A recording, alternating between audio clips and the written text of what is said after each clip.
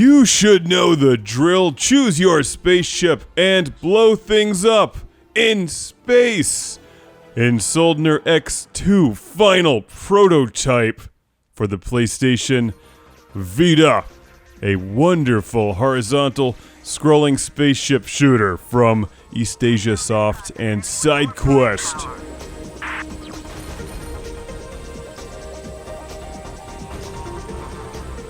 We need more games like this, more games with liquid lasers. And liquid lasers and homing lasers. Two great things that defy physics. We need them in real life. Soon. Like now, this is such a fun game. While the Vita has been underloved for the most part, there's still a nice collection of RPG-style games, strategy, and spaceship shooters like this one available for it. Here's a shot of me playing it on my orange Vita. The rest of it is with the PlayStation TV. Oh yeah. It's actually really good for this game. Looks great. It's like a PlayStation 3 release. Try to shoot down the drones before they leave the drone ship. So, what sets this game apart from the myriad array of other awesome spaceship shooters out there on the Sega Genesis and other game systems like the Saturn and the PS1? There just haven't been enough of these lately. I guess technically this one came out a couple years ago for the PlayStation 3. And as I'm recording this, I'm actually holding Cine Mora EX in my hand, so maybe there are a few more of these coming out these days. Most of what's in here I love. First of all, it looks good. The music is nice. It fits the game. And the way they have this one structured is actually a good bit different than the old school spaceship shooters because you have to unlock most of it.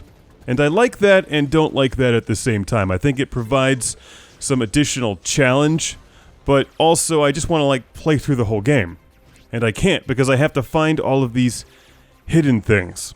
Secret keys, they call them. You have to collect a certain number of these keys to unlock the next level, and you unlock new spaceships and new weapons by completing challenges, and I like that and don't like it at the same time. It certainly doesn't ruin the game, it's just different.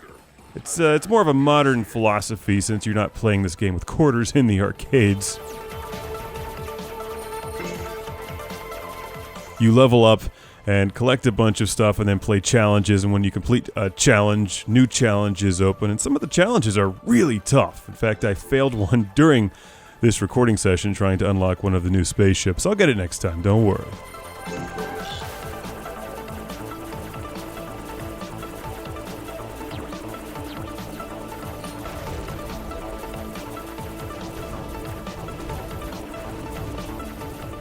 Soldner X2 final prototype plays perfectly well on the Vita and the PS TV. It's a great looking game as you see. Here's one of the boss battles.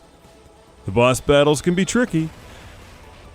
You power up each of your weapons individually, and there's a couple different ways you can approach that. You can power both of your weapons or all three of your weapons up while you're playing through the game, or just focus on one of them and make it really strong. I like the ship with the spread shot and the liquid laser, as I call it. I think this one's the best for all-around combat and boss battles.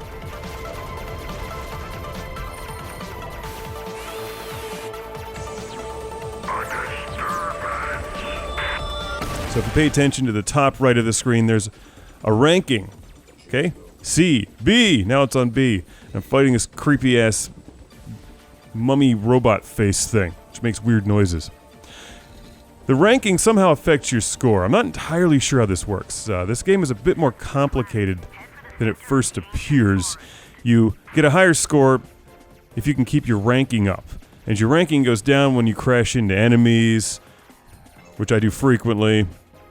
Unlike Xevious and Truxton, you can take a couple shots in this game. In fact, you can take a lot of shots. It just affects your score. There's health floating around, as well as power-ups and little buddies.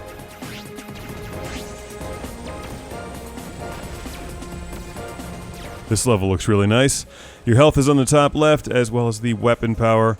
You switch your weapons with the shoulder buttons on your Vita or PlayStation 3 or 4 controller, depending on what you're using to play this. The bottom left, you see that your limit gets powered up and you can unleash a giant special weapon. You've also got some bombs that you collect. It's a nice game. It feels like it doesn't have quite the budget of some of the larger spaceship shooters in recent years, but if you like these games, it's nice to see another one, and it's really nice to see another one that's good. And it's fun. This is fun. I'm not sure if I totally agree with the unlocking everything in the game aspect, but I still like it, and I still highly recommend it.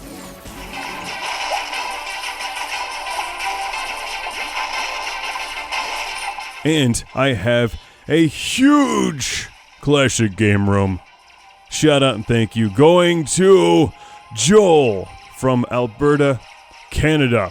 Thank you very much, Joel. Canada! I think if you're really good at these games and want to sink a lot of time into it to unlock everything, you'll like the way that it's set up, because there's loads of challenges. In fact, I think I've only unlocked just a few of them. A bunch of additional weapons. There's a lot of stuff in here to love. Soldner X2, final prototype. Thank you again, Joel from Canada. Super duper highly recommended. So is my blaster.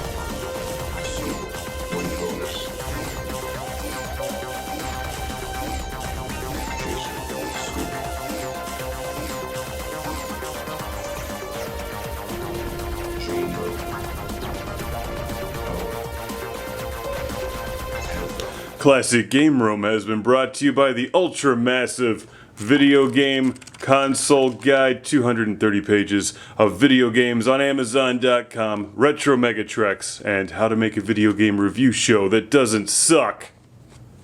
And Jesus number 2. Welcome to the Patreon Lord Carnage Club, being shouted from a turbo volcano. Michael and Ariana Nelson, Ian Shore, Stephen Chucknick, Al Stever, Rick DeBarros, Jason Goy, Andy Schleiss, Sergio Matthias Hergert, Philip Strabenmuller, Jack Stavris, Ohad Kane, Simon Allen, and Sean Zoltek.